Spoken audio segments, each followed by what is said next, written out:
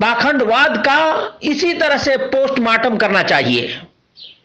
جتنے پاکھنڈی ہیں تمام کا پوسٹ مارٹم ایسی ہی حدیثوں کے ذریعے سے کرنا چاہیے.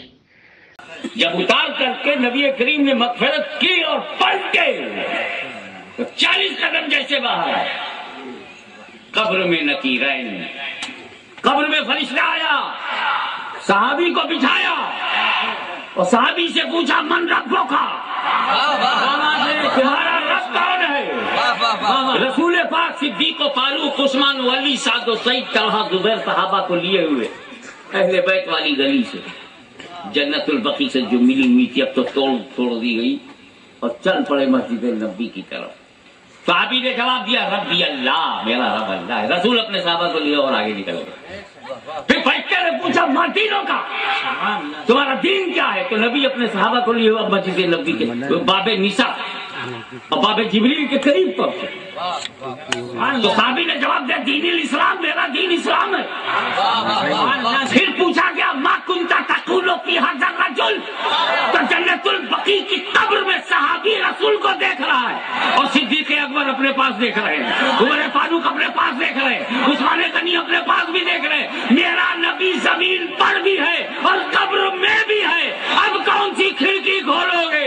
ثابت نے بیان کیا ان سے ابو رافع نے اور ان سے ابو ہریرہ رضی اللہ عنہ نے کہ کالے رنگ کا ایک مرد یا ایک کالی عورت مسجد کی خدمت کیا کرتی تھی، ان کی وفات ہو گئی، لیکن نبی کریم صلی اللہ علیہ وسلم کو ان کی وفات کی خبر کسی نے نہیں دی.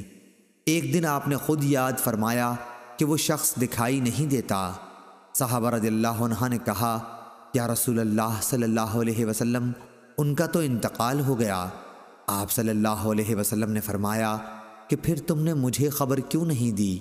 صحابہ نے عرض کیا کہ یہ وجوہ تھی اس لیے آپ کو تکلیف نہیں دی گئی. گویا لوگوں نے ان کو حقیر جان کر قابل توجہ نہیں سمجھا، لیکن آپ نے فرمایا کہ چلو مجھے ان کی قبر بتا دو.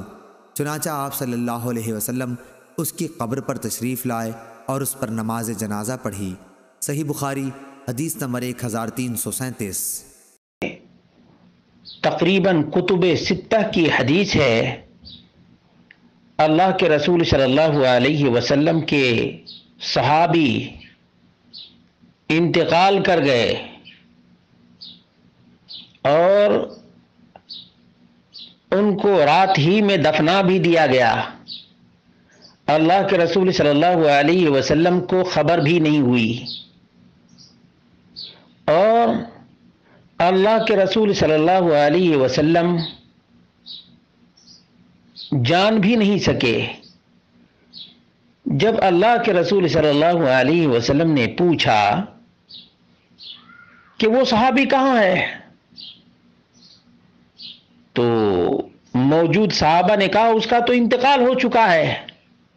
اللہ کے رسول صلی اللہ علیہ وسلم نے فرمایا هل لا اعلمتمونی، تم لوگوں نے مجھے کیوں نہیں آگاہ کیا اور بتایا؟ تو یہ حدیث عظیم ترین حدیث ہے اور عین قرآن کریم کے مطابق ہے. قل لا يعلم من في السماوات والارض الغیب الا اللہ، روئے زمین اور آسمان کی غیبیات کو رب کائنات کے علاوہ کوئی نہیں جانتا ہے، کوئی نہیں جانتا ہے. اب کوئی یہ عقیدہ رکھے کہ اللہ کے رسول صلی اللہ علیہ وسلم عالم الغیب، تو اس کو تو چوٹ لگے گی ہی. کوئی یہ عقیدہ رکھے کہ اللہ کے رسول صلی اللہ علیہ وسلم ہر جگہ موجود، تو اس کے اس بدعقیدگی پر چوٹ تو لگے گی ہی. کوئی یہ عقیدہ رکھے کہ اللہ کے رسول صلی اللہ علیہ وسلم ہر قبر میں موجود ہوتے ہیں، ہر قبر میں موجود ہوتے ہیں، تو اس کے عقیدے پر تو کرنٹ لگے گا. کیا لگے گا؟ کرنٹ لگے گا، جبکہ یہ عین قرآن کریم کے مطابق ہے. اس کے باوجود اگر کوئی اس پر چیں بجبی ہوتا ہے اور نہیں مانتا ہے، تو اس کا ایمان نہ رب کے قرآن پر ہے نہ نبی کے فرمان پر ہے. نہ اس کو اللہ سے محبت ہے نہ رسول اللہ سے محبت ہے، بلکہ نفس کا پجاری ہے، خواہشات کا پیروکار ہے، خواہشات کی پیروی کرنے والا ہے۔ اس کو نہ تو رب کے قرآن سے مطلب ہے اور نہ نبی کے فرمان سے مطلب ہے، اس کو مردہ فروشی اور ہڈی پوجا سے مطلب ہے۔ اسی وجہ سے اس حدیث عظیم پر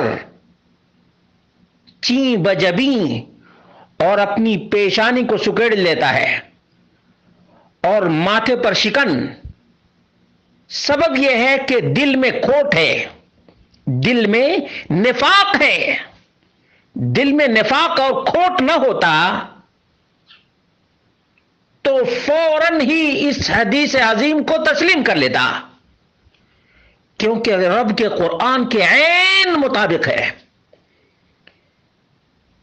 اور صحابہ کرام کا یہ فہم ہے، یہ ادراک ہے، یہ معیار ہے ان کا کہ اللہ کے رسول صلی اللہ علیہ وسلم ہر جگہ موجود نہیں، اللہ کے رسول صلی اللہ علیہ وسلم عالم الغیب نہیں، اللہ کے رسول صلی اللہ علیہ وسلم ہر قبر میں موجود نہیں۔ پاکھنڈ واد کا اسی طرح سے پوسٹ مارٹم کرنا چاہیے۔ جتنے پاکھنڈی ہیں تمام کا پوسٹ مارٹم ایسی ہی حدیثوں کے ذریعے سے کرنا چاہیے، تاکہ ان پاکھنڈیوں کی حقیقت لوگوں کے سامنے عیاں ہو سکے، لوگ جان سکیں کہ یہ دوغلے قسم کے لوگ ایک طرف دعویٰ کرتے ہیں کہ ہم کو نبی اکرم صلی اللہ علیہ وسلم سے بڑا عشق ہے، یہ اپنی ماں سے عشق نہیں کریں گے، اپنی بہن سے عشق نہیں کریں گے، ان کو دعویٰ ہے کہ ہم کو نبی سے عشق ہے، یہ عاشق مصطفیٰ ہے۔ لیکن جب نبی اکرم صلی اللہ علیہ وسلم کا فرمان پیش کیا جاتا ہے، رب کے قرآن سے آیت پیش کی جاتی ہے، تو ان کو ہضم نہیں ہوتی، ہضم نہیں ہوتی۔ کن کو؟ جن کے دلوں میں بیماری ہے، بیماری ہے۔ تو بیمار دل کو کہاں سے یہ آیات اور یہ احادیث ہضم ہونے والی ہیں؟ ان کو تو بالکل ہی حلق کے نیچے ہی نہیں یہ حدیثیں اور یہ آیتیں آتی ہیں۔ مسلمانوں سمجھو ان باتوں کو، نوجوانوں تم سمجھو، کیونکہ تم کو گمراہ کیا جا رہا ہے۔ یہ طرح طرح کے پھیٹے باندھ کر، کوئی گیروا باندھ کر آتا ہے، کوئی طوطا بن کر کے آتا ہے، تو کوئی کچھ بن کر کے آتا ہے، تم کو صرف وہ ڈگڈگی بجا بجا کر کے گمراہ کرنے کے لیے آتا ہے۔